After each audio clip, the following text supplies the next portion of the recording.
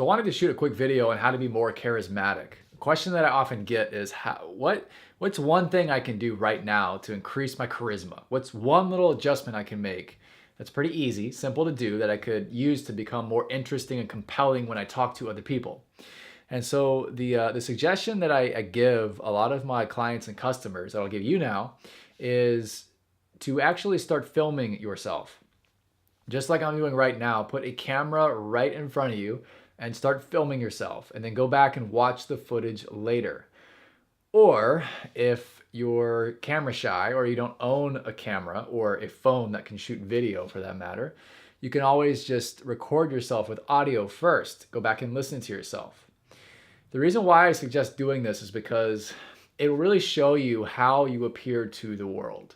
Because how you often think you're showing up is often completely different than how you're actually showing up. Your energy level is almost never what you think it is. And for example, years ago, I had like a podcast where I was recording once a week, weekly episode where I was teaching confidence. This was years ago. And initially, I would record an episode and think that I was bringing level 10 energy to it. Like I was so amped up and excited. I was like, man, this is going to be awesome. And I'd go back and listen to it, and it literally sounded like this.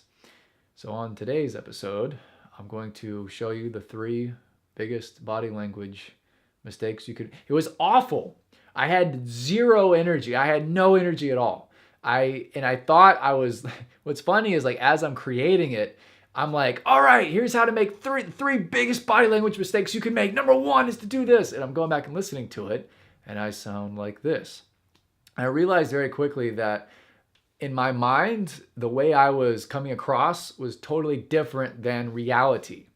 And recording myself in this way showed me that discrepancy, and it allowed me to narrow the gap. I could see where I was and where I wanted to be or thought I wanted to be, and how to adjust that. So I quickly realized I've got to up my energy even more. And I see this particularly with energy show up in a lot of ways. A lot of the clients that I work with initially, their energy level is much lower than they think it is. And when I tell them you got to raise the energy, they literally feel like they're screaming and yelling. And yet to the outside observer, it's like, okay, cool. Now he's talking at normal volume. Whereas before he was just mumbling. It's really fascinating the difference between how we're showing up and how we think we're showing up. So I used to do that with a podcast, but then when I got a camera and started putting myself on film, I started learning a lot more information that way too. I started to learn about all those little tiny weird things I do.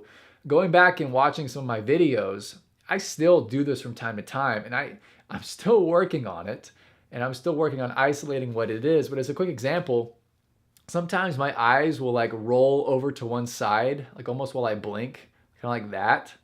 And it's a totally subconscious thing. And yet as I become more aware of it, I can cut out that little distracting element from my presentation. Little things like that really pile up. We're completely unaware that we're doing them. And it's always fascinating to me because once you record yourself on camera, you get to see all those little things right there in front of you. And it can be difficult. So what I suggest with this, if you're going to film yourself or record yourself, number 1, do it for 30 days in a row. Do it for 30 days straight. The reason why is because who you are in day 1 is going to be radically different from day 30. Like they're going to be 2 completely different people. You're going to be much more charismatic and interesting because every day, if you go back and watch yourself, you're going to learn, you're going to get just 1% better every single day. You're going to figure out, okay, I have this weird habit of blinking way too much when I'm on camera. I have this weird gesture I do with my hands that's way too distracting. I got to cut that out. For me, for example, and I'm still working on this too. I'm a work of art. They're work of art. I'm a work in progress, right? There's always a next level to get to. I'm not perfect. I recognize that. I used to suck at all this stuff, by the way. But as an example, like with my arms, I'm often kind of doing this as I talk, right? That's what I'm working on right now to weed that out of my gesture. So I'm more streamlined and there's more variety when I use body language. So that's an example, So when you get yourself on film every single day, you start to weed out very quickly some of the mistakes you're making or just the things you want to correct. The second thing that I would point out to you if you're going to do this is to not beat yourself up.